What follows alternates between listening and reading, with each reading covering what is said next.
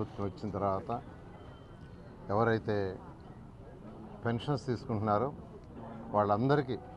1వ తేదీ ఉదయాన్నే పెన్షన్ ఇవ్వాలని ముఖ్యమంత్రి గారు ఆదేశించడం, ఆ రోజు కానీ ఏదైనా కారణం వల్ల ఆదివారం కానీ సెలవు కానీ లేదా అకేషన్ ఇస్తే ముందు రోజే ఇవ్వాలని ఆదేశించడంతో ఈ నెల 31వ తేదీ ఈరోజు రాష్ట్రం మొత్తం అన్ని జిల్లాల్లో ఈరోజు పెన్షన్స్ కార్యక్రమం మార్నింగ్ 6 గంటలకే ప్రారంభమైంది.